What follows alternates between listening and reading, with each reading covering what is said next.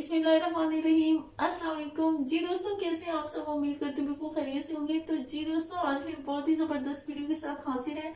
जी हाँ दोस्तों, आज हम इस वीडियो में अकबरुद्दीन अवैसी की स्पीच के ऊपर रिएक्शन करेंगे। अकबरुद्दीन अवैसी की स्पीच को आज हम सुनेंगे, तो वीडियो बहुत जबरदस्त होने वाली है दोस्तों, मेरे साथ रहिएगा। और जिस वीडियो को आज हम सुनेंगे उसका टाइटल है Akbaruddin Owaisi latest speech on Kashmiri पंडित। तो वीडियो देखते हैं, वीडियो बहुत जबरदस्त होने वाली है, मेरे साथ रहे, वीडियो को अंत तक देखिएगा। तो वीडियो शुरू करते हैं। वीडियो शुरू करने से पहले आपने मेरे YouTube चैनल को अगर सब्सक्राइब नहीं किया तो प्लीज मेरे चैनल को सब्सक्राइब करें और मेरी वीडियो को लाइक एंड शेयर भी जरूर कीजिएगा। तो वीडियो वो बाबरी मस्जिद को शहीद कर कर इख्तिदार तक पहुंच गए, हम अपनी मस्जिद को शहीद होता हुआ देखते रहे, सरों और सीनों पे गोलियां चलता हुआ देखते रहे, बच्चों को जेलों में जाते हुए देखते रहे, फिसादात में तबाह होते हुए देखते रहे, लेकिन फिर भी अपने सफों में इत्तेहाद को पैदा नहीं कर सके। अल्लाह तुम्हारी मदद करे तो कैसे करे? अल्लाह उस वक्त तक मदद नहीं करता जब तक कि आप खुद अपनी मदद नहीं करें। आज आपको उठना होगा। यही बात है कि हम बार बार कहते हैं, यही बात है कि हम अवाम के सामने लाते हैं। अगर आज हमको अपनी सफों में इत्तेहाद को लाना है तो सबसे पहले उस इत्तेहाद के लिए, उस इत्तेहाद की खातिर अल्लाह के लिए, अल्लाह के हबीब मोहम्मद मुस्तफा सल्लल्लाहु अलैहि वसल्लम का वास्ता देता हूं। मुसलमानों, खुदारा सबसे पहले अपने अकायद के झगड़ों को खत्म करो, अकायद के इख्तिलाफात को खत्म करो, मसलकी और मकतबी इख्तिलाफात को खत्म करो। हम खानों में बढ़ गए, कोई तबलीगी है तो कोई अहले हदीस है, कोई अहले कुरान है तो कोई अहले सुन्नत है। कई कमरे हम बना लिए।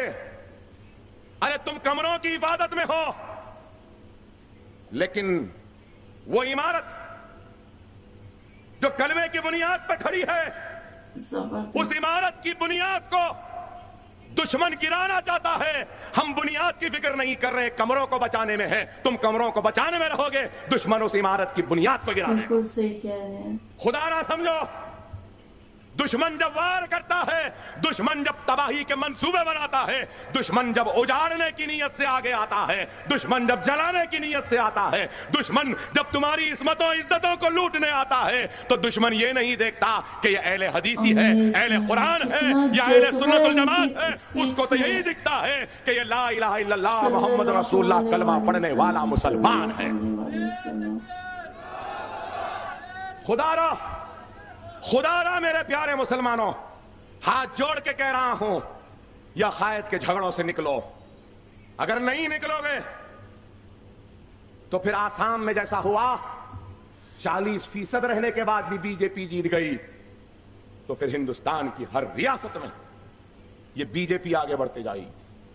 और याद रखो, हमारे तबाही और बर्बादी के कानून, कहता हूं रिकॉर्ड पर आकर, अगर हिंदुस्तान का मुसलमान सुन रहा है तो सुन ले, हिंदुस्तान में ऐसे 50 पार्लिमानी हलके हैं जहां पे मुसलमान को किसी की मदद की जरूरत नहीं है। मुसलमान खुद अपने वोटों के जरिए अपने एक भाई को रुकने पार्लियामेंट बना के ऐवान पार्लियामेंट में भेज सकता है। 50 हलके पार्लिमान है जहां से हम जीत सकते हैं। 50 नहीं तो कम से कम 25 तो है ना।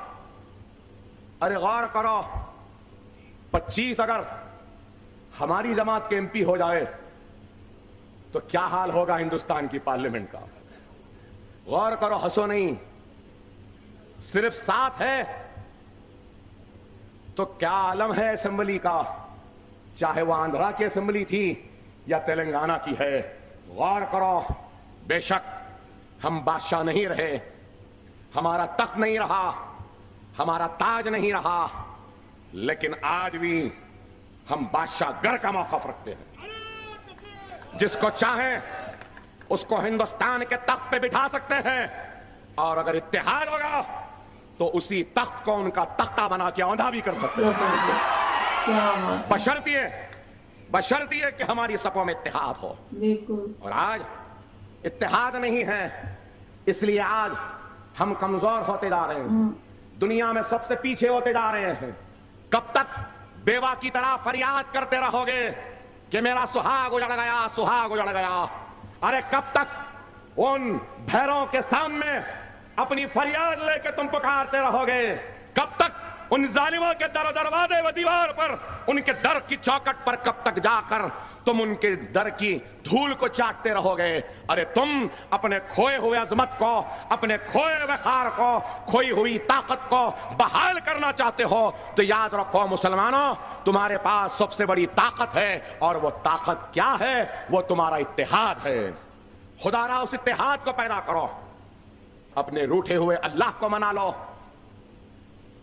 اپنے گناہوں سے توبہ کرو, حلال زندگی گزارنے کی کوشش نہیں, حلال کی زندگی گزارو, حرام سے دور رہو. کمائی ہو تو حلال کی, چولہا جلے تو حلال کا, کیا بات ہے, گھر ہو تو حلال کا, برابر سے زکوٰۃ نکالو, خیرات کرو, یتیموں کے سر پر شفقت کا ہاتھ رکھو, بیواؤں کی مدد کرو, مظلوم کی فریاد کو سنو. اور سب سے بڑا اہم کام ہے نوجوانوں, اکبر اویسی کی تقریر ہے تو جمع ہو جاتے ہو, نعرے لگاتے ہو. ابھی بھی میں سنا آتے ہی پورے ہندوستان میں ایک نعرہ چل رہا ہے, شیر آیا, شیر آیا, شیر آیا. ارے نہیں بھائی, میں کوئی شیر ویر نہیں ہوں, میں کوئی شیر ویر نہیں ہوں, میں میرے آقا محمد مصطفیٰ صلی اللہ علیہ وسلم کے غلاموں کے غلاموں کے غلاموں کے غلاموں کے غلاموں کا غلام ہوں. لیکن اس حسرت کو لے کر ہندوستان گھومتا ہوں کہ ہندوستان کے ہر شہر میں ایک نہیں 1000 شیروں کو پیدا کروں اور 1000 شیر بناؤں. یہ خواہش ہے, یہ تڑپ ہے.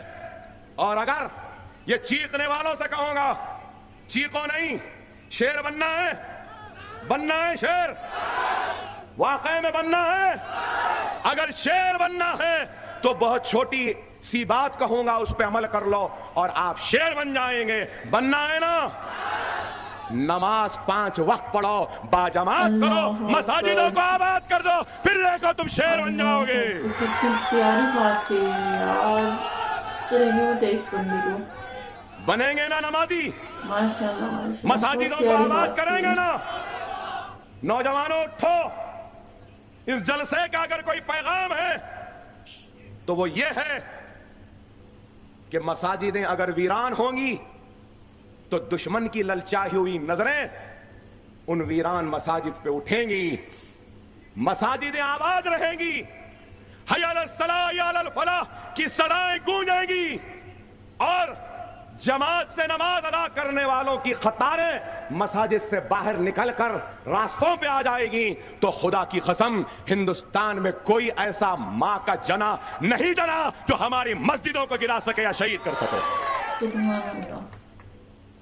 نمازی بنو, نماز کے پابند بنو, باجماعت نماز ادا کرو, قرآن کو پڑھو.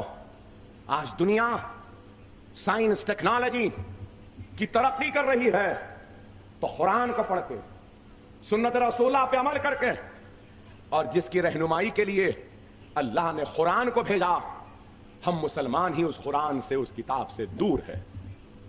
قرآن ہے ضرور, لیکن گھروں کے محرابوں میں, تابدانوں میں یا دیوانوں پہ رکھی ہے. ہم کو فرصت نہیں قرآن کو پڑھنے کی, ہم کو فرصت نہیں اللہ کے کلام کو سمجھنے کی, ہم کو فرصت نہیں اللہ کے کلام کو ترجمے سے پڑھنے کی. سنت رسول اللہ ہے, رسول اللہ کے امتی ہیں, لیکن رسول اللہ کے سنت پر عمل نہیں کرتے. رسول اللہ نے جو راستہ بتایا ہے اس پہ چلنا نہیں چاہتے. ارے آپ بتاؤ, جو قوم اس لاپرواہی میں رہے گی تو کیا وہ قوم تباہی و بربادی کی طرف نہیں رہے گی؟ غور کرو میرے بھائی. خدا را میرے پیارے نوجوانوں, اسلام کو سمجھو. اور اسلام یہ نہیں کہتا کہ دنیا دنیا بول کر دین کو بھلا دو. اسلام یہ نہیں کہتا کہ دین دین بول کے دنیا کو بھلا دو. اسلام وہ مکمل مذہب ہے جو دین اور دنیا دونوں کو ساتھ لے کر چلنے والے مذہب کا نام مذہب اسلام ہے. دین کے راستے پہ چلو, دنیا کے اس دوڑ میں بھی سب سے آگے رہو. دنیا کی فکر میں جا رہے ہو, بالکل بالکل, آخرت کی بھی فکر کر لو. عہدوں کی لالچ میں بھاگ رہے ہو, اقتدار کے پیچھے دوڑ رہے ہو, دولت کے لیے بھاگ رہے ہو. اقتدار ہو, دولت ہو, عہدہ ہو, یاد رکھو یہ عارضی ہوتا ہے.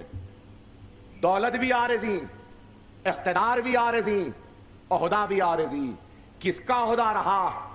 جو ہمارا یا آپ کا رہے گا. کسی کا عہدہ نہیں رہا. اگر ہمارے مرنے کے بعد بھی اگر کچھ رہے گا تو وہ ہمارا عمل رہے گا, اور وہی عمل ہمارے بخشش کا سبب بنے گا. اعمال کو اچھے کرو, روٹے ہوئے اللہ کو منا لو, نماز کے پابند بنو, قرآن کو پڑھو, ترجمے سے پڑھو, سنت رسول اللہ پہ عمل کرو, یتیموں کے سر پر ہاتھ رکھو, بیواؤں کی مدد کرو. یتیم کے سر پہ اگر ہاتھ رکھ دیں گے تو جتنے بال اس یتیم کے سر پر ہے اس کے برابر کے گناہ معاف ہو جاتے ہیں ہاتھ رکھنے والے کے. یہ اسلام ہے. خدا را غور کرو, تم کس کی امتی ہو؟ رسول اللہ صلی اللہ علیہ وسلم نے صحابہ کرام کو کئی برس تک صرف لا الہ الا اللہ محمد رسول اللہ کلمہ کی طاقت اور کلمے کی طاقت کیا ہے وہی بیان کرتے ہیں. 3.5 برس تک. ارے میں اپنے آپ کو خوش نصیب سمجھتا ہوں کہ اللہ سبحانہ و تعالیٰ نے مجھے موقع دیا کہ میں اپنے ٹوٹے پھوٹے خیالات یا نامکمل معلومات کے ذریعے آپ کو کچھ کہہ رہا ہوں. یہ اللہ کا شکر ہے. خدا را, اے میرے پیارے مسلمانوں, غیروں پہ تنقید کرنے کے بجائے اپنے زندگیوں میں اصلاح کرو, تبدیلی لاؤ.